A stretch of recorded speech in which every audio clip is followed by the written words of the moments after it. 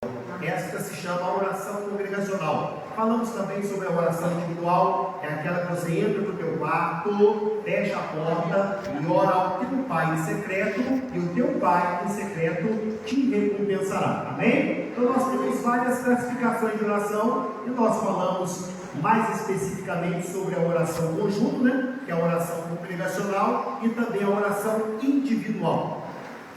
E nós falamos sobre a oração do Pai Nosso, que é a representação real dela, o que de fato ela quer nos dizer. E hoje nós vamos falar sobre a intenção com que oramos, a meta, o objetivo, o porquê, a razão, a causa pela qual estamos orando. Isso também é muito importante.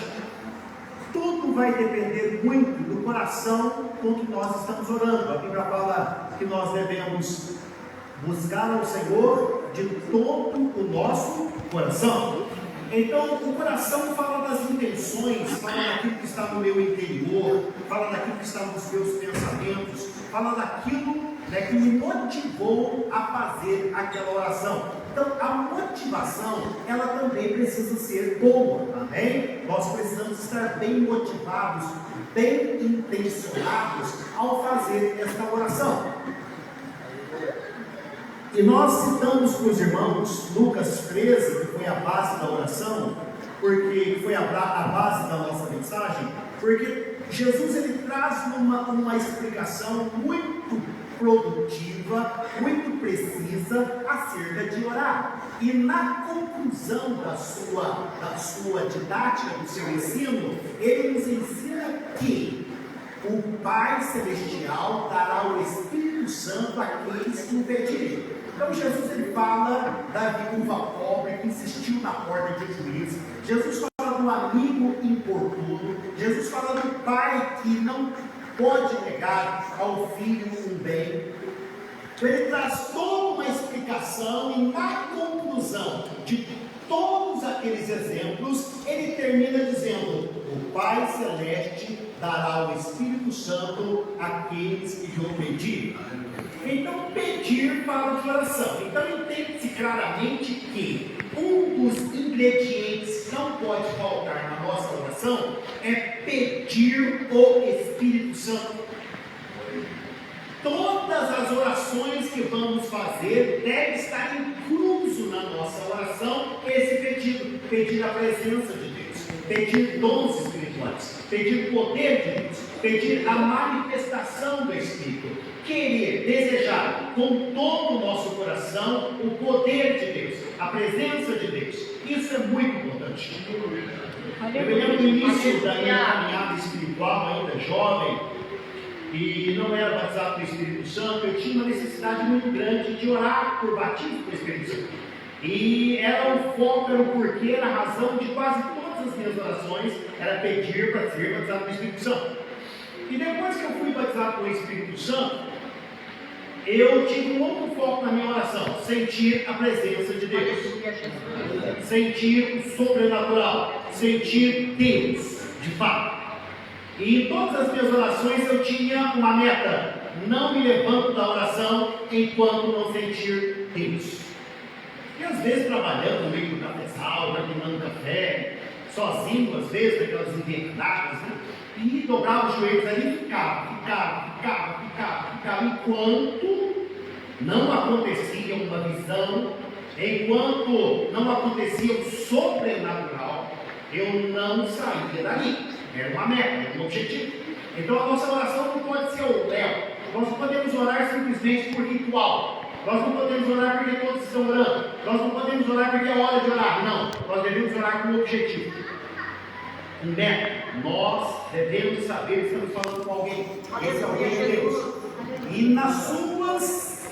nos seus ensinamentos, ele requer de nós que desejemos com todo o nosso coração, desejamos com todo o nosso coração o Espírito Santo. Então a intenção ela é muito importante. Nós vemos 1 Coríntios capítulo 14, versículo 12, o apóstolo Paulo diz assim: assim também vós que desejais dons espirituais, procure-se abundar neles para a edificação da obra de Deus. Olha aqui o motivo. assim também vós que desejais dons espirituais, procure se abundar neles. De quem que é a responsabilidade? É minha. A quem que Paulo está responsabilizando ao dizer, se alguém deseja dons espirituais, procure. Quem procura? Sou eu. Procure se abundar. É ter bastante, é ter em abundância. Procure se abundar neles. Para quê? Para edificação. O que é edificação? É construção. Amém? Então a obra de Deus, ela está sendo o quê? Construída. Essa igreja não está pronta, não, ela está sendo concluída. Amém? Ela está sendo construída. E ao longo do tempo ela vai crescendo, crescendo, crescendo, crescendo. Isso se chama construir. E o que é contrário de construir? É destruir. Amém? Então nós buscamos dons espirituais para destruir, não para construir. Amém? Porque a igreja está sendo construída. Isso envolve pessoas, para a construção das pessoas, para a edificação das pessoas. Então qual que é o motivo de eu buscar dons espirituais? É porque primeiro eu tenho que pensar na igreja. Tá vendo? A coisa nunca é individual, a coisa nunca é particular, nunca é para mim, nunca é interesseiro. Isso tem que ser uma oração voltada para o todo, amém? Pensando na igreja. E se eu de fato conseguir colocar esse sentimento em prática, ele será ouvido, amém? Ele será escutado. Então, se eu conseguir fazer isso, a minha oração vai alcançar a atenção de Deus.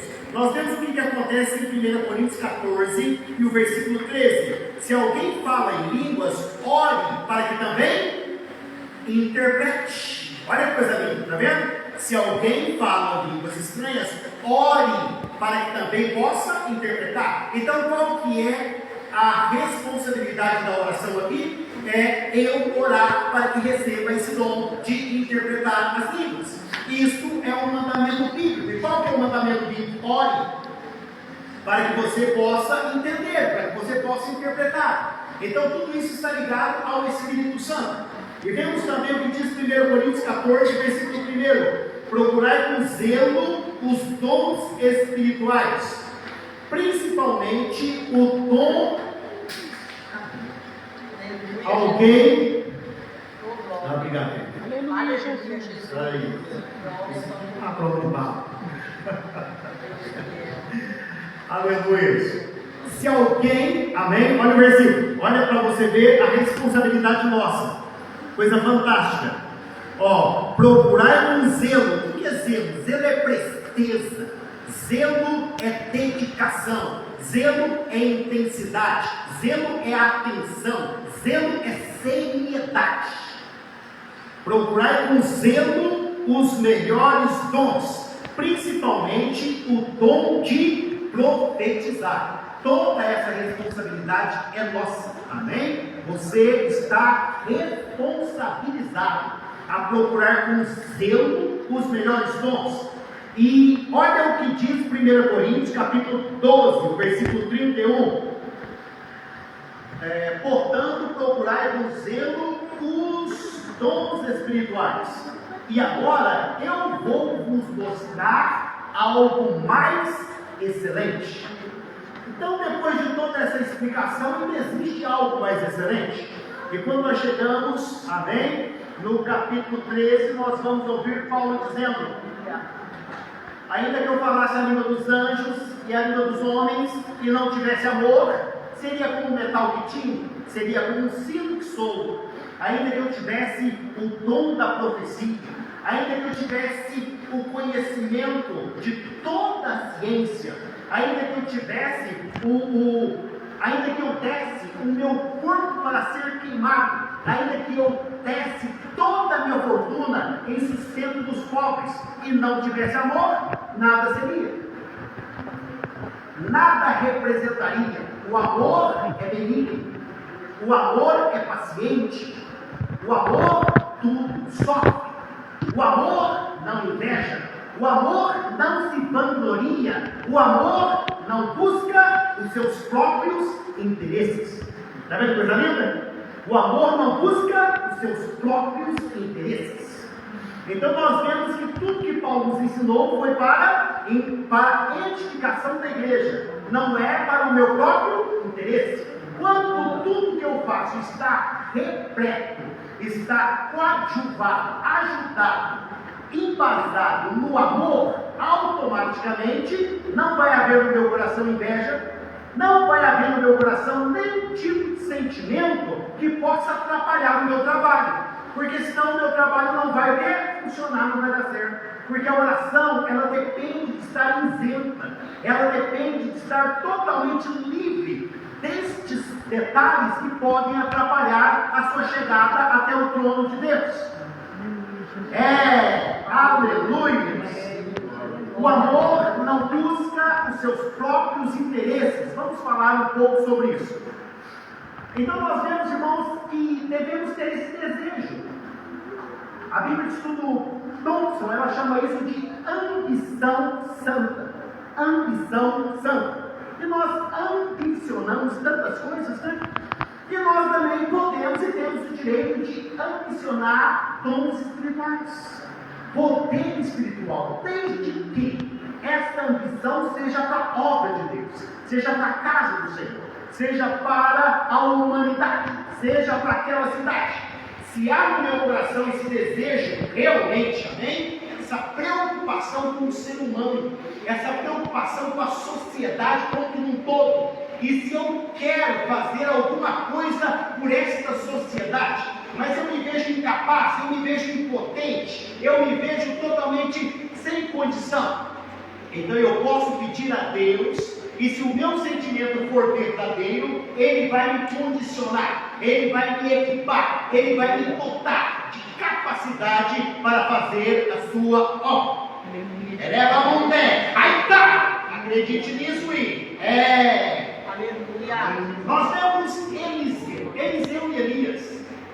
A Bíblia fala que quando Elias estava para ser tomado de Eliseu, Elias disse para Eliseu: pede-me o que queres antes que eu seja tomado de ti. Olha para você ver a palavra, pede-me o que queres. É qualquer coisa, qualquer coisa. Então nós vemos que Eliseu pediu o que para Elias? Eu quero que haja sobre mim a unção dobrada do Espírito que está sobre ti. Ou seja, a porção dobrada da graça de Deus que está sobre a tua vida. Eu quero o dobro de tudo que você tem.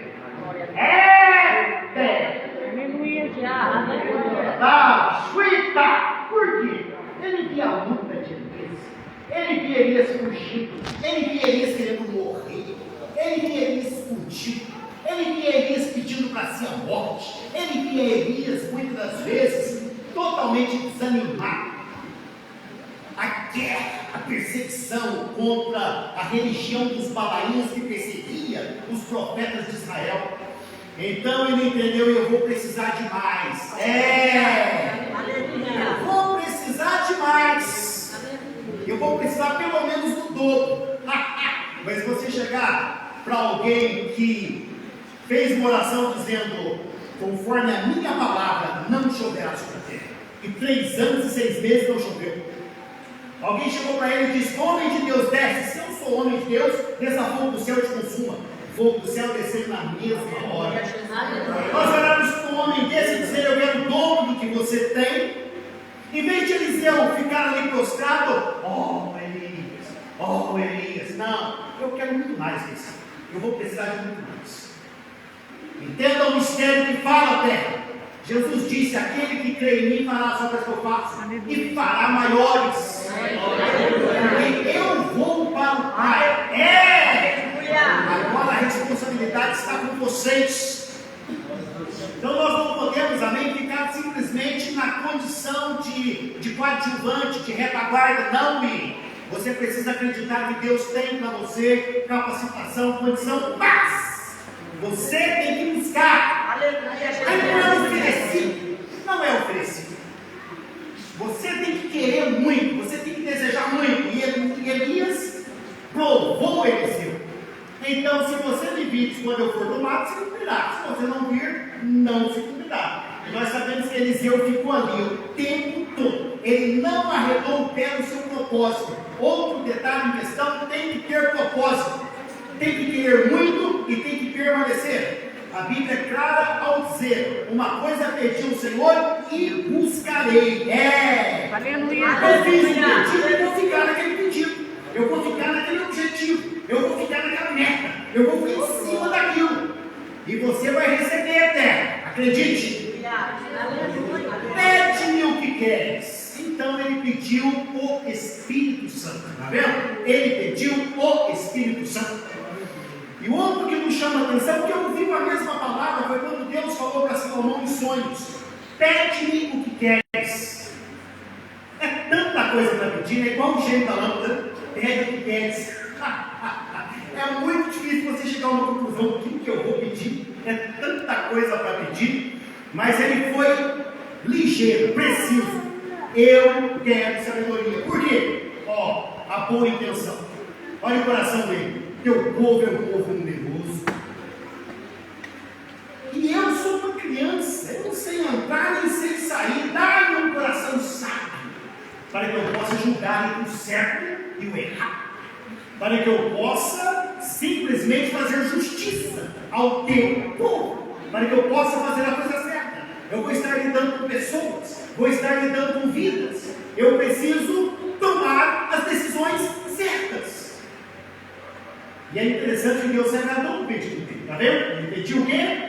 O dom da sabedoria, a graça de Deus. Ele pediu o poder de Deus. Pede ouro, pede mulheres, pede tudo. Não, eu quero sabedoria. E Deus se agradou dele dizendo: e o que você não pediu também eu vou te dar, por causa do teu pedido. Está vendo? Por causa do teu acertado pedido, vou te dar o que você não pediu. Vou te dar glória, vou te dar dinheiro, vou te dar poder. Vou te fazer grande na terra. Porque ele fez um pedido certeiro. Está vendo? E é interessante que houve uma demanda entre duas mulheres. Uma morava, dividia a casa com a outra. Ambas estavam com recém-nascidos. E diz a Bíblia que uma deitou em cima do menino dela. E então ela ali, sem saber o que fazer, colocou as crianças enquanto a outra dormia. E diz o texto bíblico que no outro dia a mãe que acordou para amamentar o filho viu que estava morto, mas viu também que o filho não era dela. E ela viu que o filho dela estava com a outra. E aí então tocou-se uma grande demanda entre elas, e uma dizia: o morto é seu, o vivo é meu. E como vai descobrir? Não tem exame de DNA. Eram só as duas que moravam na casa, era a palavra de uma contra a outra. Como vai tomar uma decisão? Hoje, faz um exame de DNA e conta, mas naquela época, muito difícil de resolver o problema. Muito difícil. A palavra de uma contra a palavra da outra. E o caso chegou na presença do rei. E o rei assim: dá um pedaço para cada um. Dá um pedaço para cada uma. Ele está esperando a mãe manifestar.